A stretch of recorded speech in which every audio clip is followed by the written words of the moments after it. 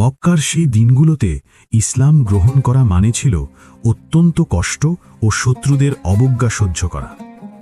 আল্লাহর প্রিয় নবী মুহাম্মদ সাল্লাল্লাহু আলাইহি ওয়াসাল্লাম শুধু সত্য বলতেন, মানুষকে আল্লাহর পথে ডাকতেন, কিন্তু সেই সত্য বলার জন্যই তিনি বারবার অপমান, কটাক্ষ এবং আঘাত সহ্য করেছিলেন।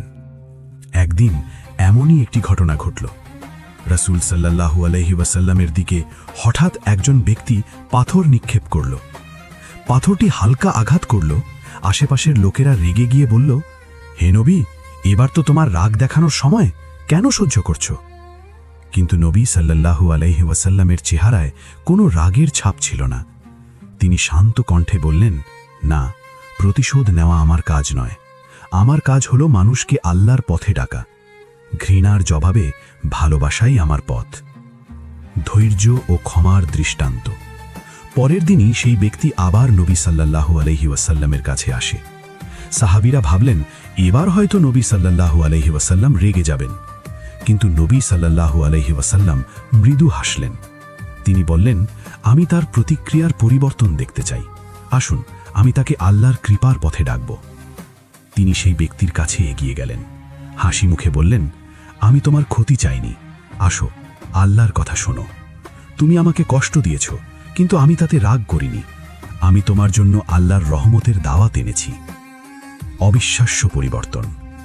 সেদিন সেই ব্যক্তি আবেগাপ্লুত হয়ে কেঁদে ফেলল। তার হৃদয় নরম হয়ে গেল। সে নিজের ভুল বুঝতে পারল। এক মুহূর্তে তার ঘৃণা ও বিদ্বেষ হারিয়ে গেল এবং সে ইসলাম গ্রহণ করল। নবী সাল্লাল্লাহু আলাইহি ওয়াসাল্লামের চরিত্রের শিক্ষা। এই ছোট কিন্তু গভীর ঘটনা আমাদের শেখায়, নবী সাল্লাল্লাহু আলাইহি ওয়াসাল্লামের ধৈর্য, সহনশীলতা ও ক্ষমা অসীম ছিল। ঘৃণার জবাবে ভালোবাসা মানুষকে বদলাতে পারে। ইসলাম শুধু শিক্ষা নয়, এটি মানব হৃদয় পরিবর্তনের শক্তি। রাগ ও প্রতিশোধ কখনো সমাধান নয়, বরং ধৈর্য ও ভালোবাসা সমাধান। ভাবার বিষয়, যে মানুষটি প্রতিদিন অপমান সহ্য করেও প্রতিশোধ নেননি, যিনি তার শত্রুর জন্য নিজের সময়, কথা ও ভালোবাসা দিয়ে তাকে আল্লাহর পথে এনেছেন, আমরা কি পারি না নিজের রাগে কারো ক্ষতি না করতে? সাহাবীরা এই দৃশ্য দেখে বিস্মিত হয়েছিল। রাসূল সাল্লাল্লাহু আলাইহি ওয়াসাল্লামের চোখে অশ্রু ছিল, কিন্তু তা কষ্টের নয়। এটি ছিল ভালোবাসা ও মানবিকতার অশ্রু, যা প্রতিটি মানুষকে শিক্ষা দেয়।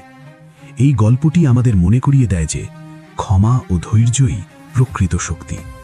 ভালোবাসা হলো এমন শক্তি যা ঘৃণার হৃদয়কেও পরিবর্তন করতে পারে।